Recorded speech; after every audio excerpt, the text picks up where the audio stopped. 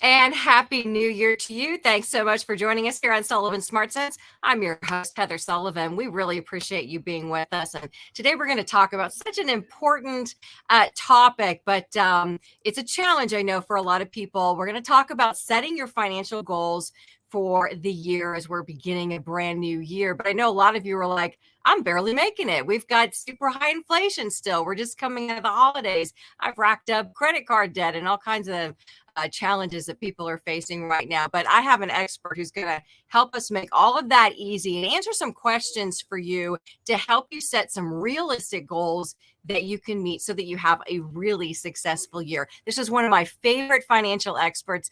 Please join me in welcoming Kristen Holt. She is the CEO of Green Path, which is a nonprofit credit counseling agency that helps so many people with their finances. So couldn't have gotten a better guest for this topic. Thanks so much for being with us, Kristen. So happy to be here. Thank you for having me. You bet. Well, let's dive right in. You heard me talk about some of the challenges that so many people are facing right now. So how would you advise someone to get started with setting their financial goals in a way that sort of deals with this current environment that we're in? Yes, it really is a tough environment for so many people, really for everyone. And the most important thing to start when setting financial goals is to write them down and include your why. So, for example, if you want to pay off credit card debt, maybe you spent a little bit more on the holidays than you planned and you've got some credit card bills. Don't just say, I'm going to pay off my credit card debt. Write the why. Maybe you've been fighting with your spouse about how much got spent over the holidays and paying it off quickly will help reduce stress in the household. Maybe it's keeping you up at night.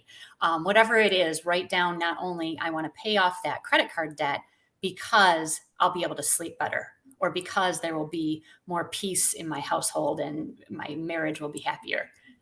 I like that. I think having a reason attached to something, going back and looking at that can really help you remember to why you're staying focused on it. So I Yes, like that. and it's proven that if you write down your goals, you're more likely to achieve them. And so I like to write them down and keep them visible, maybe a Post-it note on my computer screen, or I even sometimes use the reminder app in my phone where I'll have it like pop up every day with whatever it is that goal is and what my reminder is. So I have to like think about it every day and see it.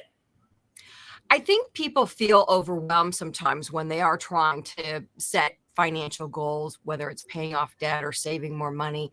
How do you advise someone to set realistic goals that are achievable so that they don't feel so overwhelmed? Yeah, so thinking about a big goal in small pieces makes it a lot easier to achieve, and you can celebrate those successes along the way. So, for example, maybe you're going to start packing your lunch every day as a way to, or eating leftovers or something like that as a way to try to reduce some spending. And so, thinking about, okay, this week I'm going to eat in or eat out of my refrigerator or eat my leftovers for lunch every single day can be a really manageable goal that is going to contribute to your financial health depending on your situation. You talked about that you sort of have markers along the way. What are your thoughts on, should we set up a reward system that, if I get through the first quarter of brown bagging my lunch, then I get a reward? Yeah, that's great, especially if the reward isn't counter to what your goals are. So another way to think about it is savings goals. So like maybe you want to go on vacation because you haven't been able to travel for a long time. Setting that up as a small vacation savings can make the goal like achievable, but also have a reward naturally built in at the end, because at the end you might go on vacation. A great way to improve your savings is to set it and forget it, and essentially like look at your direct deposit for your paycheck, for example, and say $50 a check or $25 a check or whatever it is that works with your household. Put that automatically into a savings plan, a savings account through your direct deposit, so that money is like gone and you're paying yourself first. And then you'll be surprised how quickly that will add up in the end. And, it might feel like, well, $25 is not that much money. If you aren't saving today, starting with a $25 savings habit is going to go a long way to improving your financial health. Yeah, absolutely. Let's dive in and talk about one of probably the most common goals, and that is dealing with debt. So, particularly if people have built up credit card debt, from the holidays or what have you, or just trying to, make ends meet during inflation. I know a lot of people have been paying bills with credit cards. How do you get started setting a goal, and how do you get started on chipping away at that?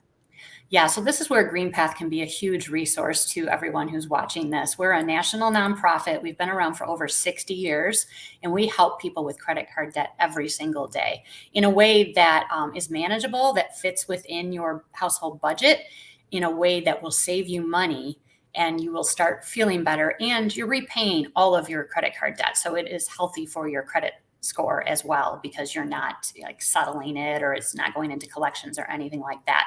So calling GreenPath to get started is a huge step you can take. The biggest thing we hear from people is they wish they would have called us sooner.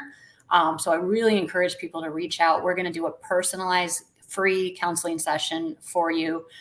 Look at your particular household situation, look at what your debt levels are, and give you an action plan that's going to help you take steps forward.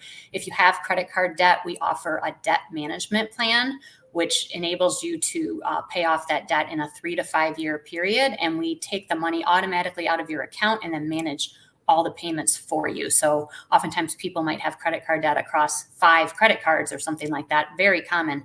And so we can kind of take some of that thinking and balancing of all the different due dates and timing and which interest rate is higher and who should we pay first. We can take that for you and manage those payments for you. And you'll be surprised how quickly you can make progress and pay off credit card debt in a really healthy. And, it's not easy. You have to make the payments, like you have to adjust your budget, but we're there with you along the way to support you and make sure that you can make everything work.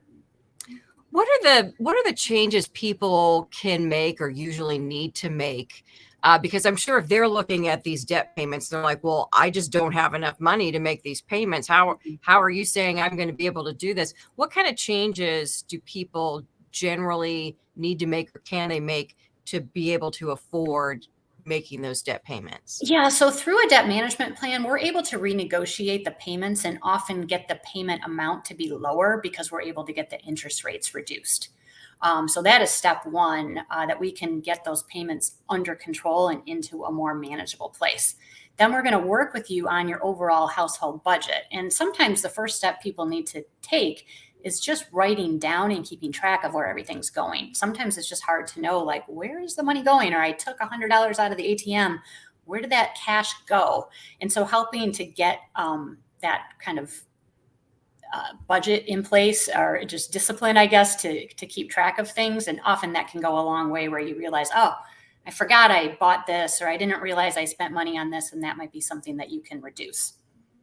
What are common things that you suggest to people as ways to cut down their spending, subscriptions, entertainment? What kinds of things are maybe easier ways people can start trying to trim their spending? Yeah, those monthly recurring bills that you don't pay attention to that might go on a credit card. There's a reason that companies want you to do that, because then, it's only $10 a month. Well, if you have 5 of those $10 a month subscriptions, that's going to add up pretty quickly. So looking at all the things that are on there, you might be able to get a less expensive internet plan. You might be able to get a less expensive cell phone plan. Sometimes people go on family cell phone plans, for example, like I have my parents on my cell phone plan, and you're allowed to do that even though we're not in the same household. It can get those costs down, and those little bits can add up over time. So those are some things that you don't even have to make any real significant changes. It's just a matter of taking the steps to change the plan that you're on, or maybe get rid of a subscription that you're not using, or maybe you don't need every single streaming service for your TV. Maybe you could cut down to your favorite show's on.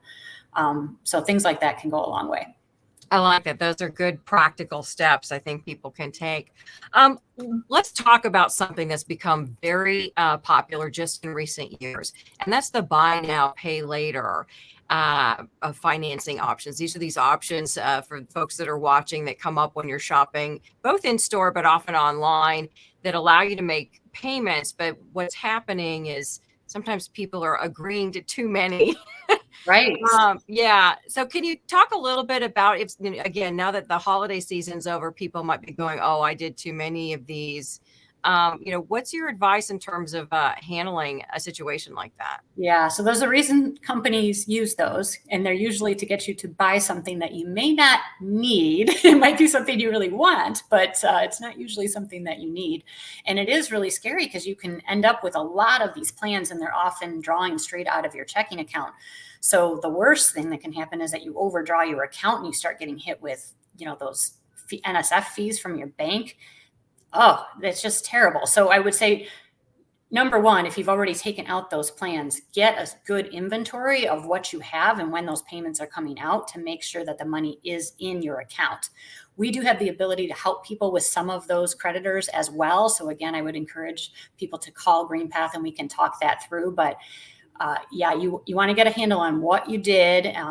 Maybe there's something you could return. Maybe if you bought it and you're like, yeah, maybe I didn't really need that thing. There might be an opportunity to return it and get a credit back, so you don't have so many of those buy now, pay later payments coming out. But yeah, it's a great tool that's out there that often is getting us to buy things that might not fit into our budget, and that's why they do it, because they're like, oh, it's only $10 a week. That sounds good, but you get a few of those going, and you can really run into trouble. Yeah, they're going to keep coming, and you can find them on everything these days. So yeah. Let's talk a little bit about, people both need to create an emergency savings fund, but they also have debt, or maybe they need to save for buying a house. How do you choose what to do first, and try and reach both of those goals? Yeah, so this is where you want to assess your situation and look at what your interest rates are. So interest rates on savings are going up, which is great, but interest rates on credit cards are also going up, which is not great. And so you probably want to prioritize paying down that credit card debt first, because it's probably going to be charging you interest rates at 3 to 5 to maybe 10 times more than what you're getting on your savings account. You still want to try to put some money into savings. And as I said in the beginning, maybe you can even just find some really small amount to start taking directly out of your check and putting into that savings account. Maybe it's a savings account at a totally different bank or credit union than the one you use every day, so that money's not like so easily transferable.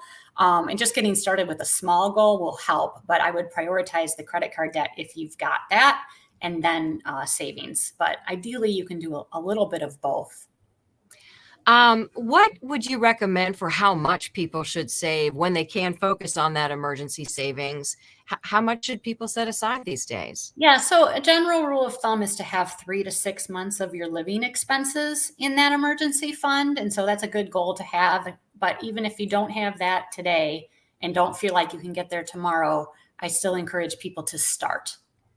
Okay, absolutely. Well, I think we've answered a lot of the basic questions.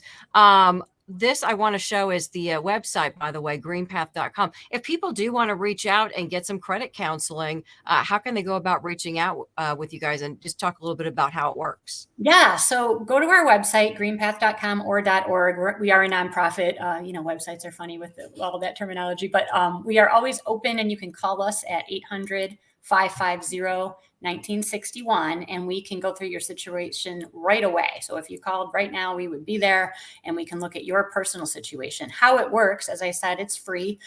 We get grant funding and other funding.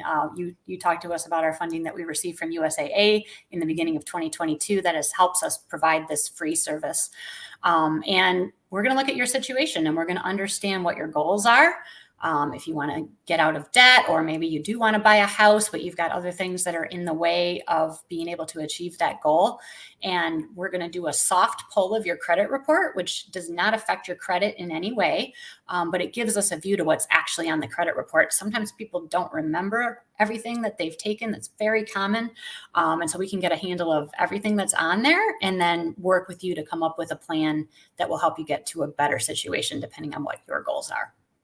And you touched on this earlier, but in general, how long or how quickly can someone really turn their situation around? It really depends on what they can afford. And oftentimes people finish faster than they thought. One of the reasons is we'll start with a typical, or like we'll figure out what's the amount you can afford to pay, and maybe it'll be tied to when you get paid. So let's say you get paid every 2 weeks. We might take out $200 every 2 weeks. Again, depends on your situation and your debt. and we'll start paying that towards your creditor. So if you start off with some, say, $10,000 in credit card debt that you're trying to pay off, once the first card is gone, we'll keep paying that $200 every 2 weeks. And so it is a snowball effect that as long as you keep making the same payments, you'll be able to pay it off faster than if you once that credit card's paid off and then you say, oh, I'm not going to give you that money towards that card anymore. We don't recommend you do that. We try to keep the amount steady, and then it just accelerates over time. And then oftentimes people might come into some money, say, for example, a tax refund in April. And so that maybe that tax refund will work with you to say, hey, why don't you take a chunk of that and put it towards the debt, and that will make it go even faster. Great idea and great advice for all of our viewers out there. Thank you so much, Kristen. We really appreciate you being with us. And I think you've given people a lot of practical ways to set their financial goals this year and hopefully help them to stick to them so they achieve those goals as well. Yeah. I appreciate it. Let's make this a New Year's resolution that sticks. Yes, absolutely. Well, thanks for being with us. Absolutely. Happy New Year. You too. And thank you so much for being with us. We hope we gave you some great advice and steps that you can go out and take today. Set those goals, keep them practical, but also hold yourself accountable and let us know how that's going, and let us know any other financial topics you'd like for us to cover here on Sullivan Smart Sense. Thanks so much for watching, and we'll see you next time.